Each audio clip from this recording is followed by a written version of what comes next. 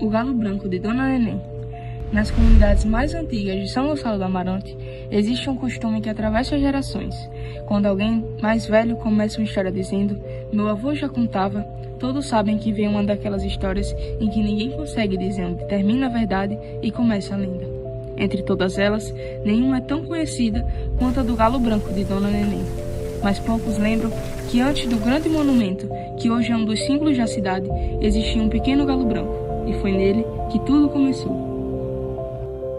Muito tempo atrás, quando São Gonçalo do Amarante ainda era formado por ruas de barro, casas simples e caminhos cercados pelo mato, vivia Dona Neném, uma mulher conhecida por sua fé em Santo Antônio dos Barreiros, padroeiro de uma antiga comunidade da região, e por suas mãos habilidosas.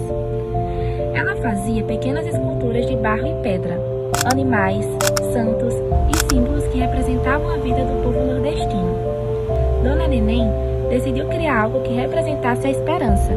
Escolheu um galo. Para ela, o canto do galo anunciava que a noite terminava e que sempre existia um novo amanhecer. Ao redor da pequena estátua, Dona Neném plantou algumas rosas vermelhas. Dizia que o vermelho representava a coragem das famílias que haviam enfrentado tempos difíceis. As rosas cresceram rapidamente e, mesmo durante os longos períodos de seca, continuavam florescendo. Muitos moradores achavam aquilo estranho, mas Dona Neném apenas sorria. Há coisas que não precisam de explicação. Basta respeitar. Durante algum tempo, tudo permaneceu em paz. Até que começaram os relatos. O primeiro a ouvir foi Severino, um velho vaqueiro que conhecia cada vereda daquela terra. Homem acostumado ao silêncio da madrugada e aos sons dos animais. Ele sabia reconhecer quando algo estava fora do comum. Numa noite, voltando para casa com sua lamparina acesa, passou perto do pequeno galo. Foi quando ouviu. Parou imediatamente. Pensou que algum galo verdadeiro estivesse escondido entre o mato. Olhou para todos os lados. Nada. Então ouviu novamente. Dessa vez, viu uma sombra enorme projetada no chão. Era a sombra de um galo gigantesco de peito erguido e asas abertas. Mas a pequena estátua continuava completamente imóvel. Severino aproximou-se. No instante em que chegou perto, a sombra desapareceu. No dia seguinte contou o ocorrido. Alguns riram. Outros disseram que era apenas cansaço. Mas Dona Neném ficou em silêncio. Depois respondeu. Há coisas que a gente sente antes de entender. Pouco tempo depois, Antônio, conhecido por não acreditar em assombrações, decidiu provar que tudo aquilo era invenção. Levou apenas sua lamparina e caminhou até a pequena estátua. Esperou. Então ouviu. A sombra apareceu novamente. Antônio deu mais alguns passos.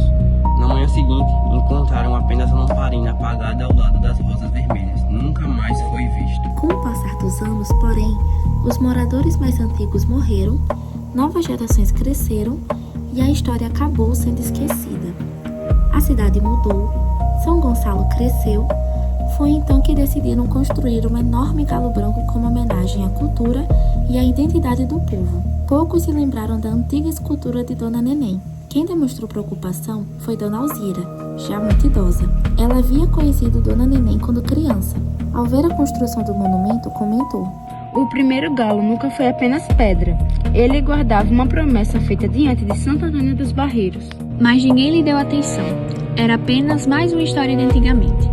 Pouco tempo depois, o canto voltou. Primeiro durante as madrugadas. Depois, começaram a aparecer sombras caminhando ao redor do monumento. Eram maiores, mais escuras, como se acompanhasse quem passasse por ali. 3 homens resolveram investigar. Benedito, o agricultor conhecido pela coragem, Joaquim, um tropeiro acostumado às estradas desertas, e Miguel, o mais jovem, que ainda lembrava das histórias contadas por sua avó. Quando chegaram perto da estátua, ouviram. O som parecia vir de todos os lugares ao mesmo tempo.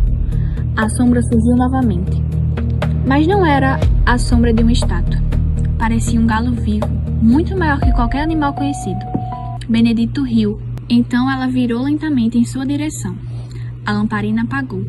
Quando Joaquim e Miguel conseguiram reacender a luz, Benedito havia desaparecido. No chão, restava apenas seu chapéu. Desde aquela noite, ninguém voltou a desafiar o galo branco.